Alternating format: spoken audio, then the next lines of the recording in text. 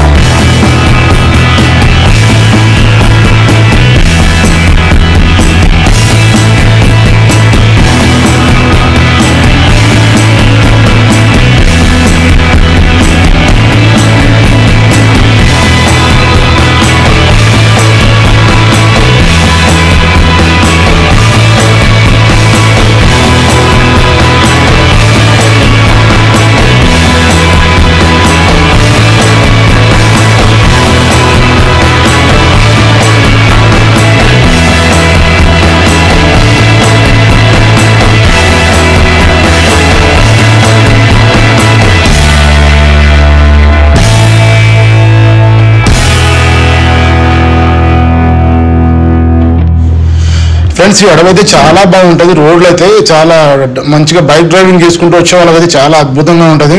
ఇక్కడ మంచి మంచి లొకేషన్లు ఉంటాయి ఫ్రెండ్స్. చూస్తూ ఉన్నారు కదా నేను వచ్చే లొకేషన్లు అయితే ఎలా ఉన్నాయో. సో నేనైతే కొంచెం పని మీద వచ్చాను, అయితే అందుకనే వీడియో మొత్తం ఇక్కడ లొకేషన్ మంచిగా కనిపిస్తుందని చెప్పేసి మీకు చూపించాలనే ఉద్దేశంతో అయితే ఈ వీడియో రికార్డ్ చేస్తున్నాను ఫ్రెండ్స్. మీకు నచ్చితే లైక్ అయితే చేయండి, అలాగే కామెంట్ చేయండి వీడియో ఎలా ఉందో.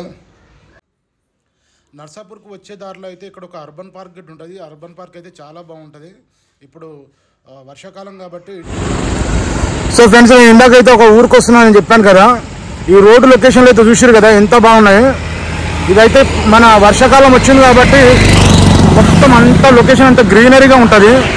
సో చూడడానికి బాగుంటుంది అని చెప్పేసి ఈ వీడియో మొత్తం మీకోసం అయితే షూట్ చేశాను ఫ్రెండ్స్.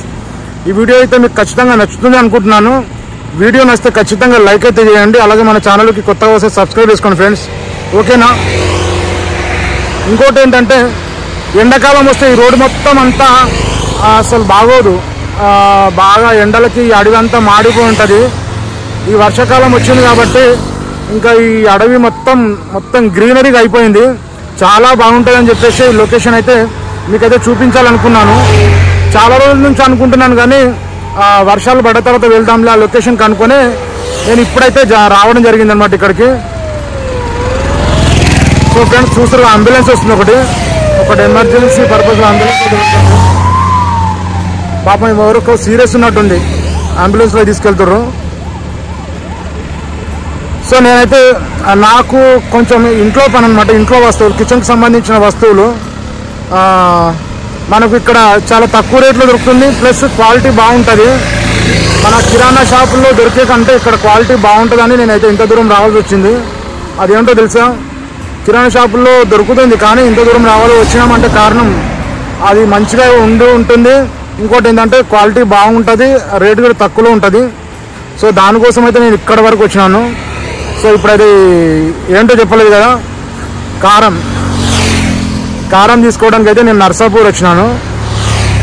మాకు దగ్గరలో ఉండే ఒక విలేజ్, అంటే ఈ విలేజ్ ప్రతి వస్తువు ఇక్కడ కొంచెం తక్కువ రేట్లో దొరుకుతాయి అనమాట, మంచి క్వాలిటీతో దొరుకుతాయి.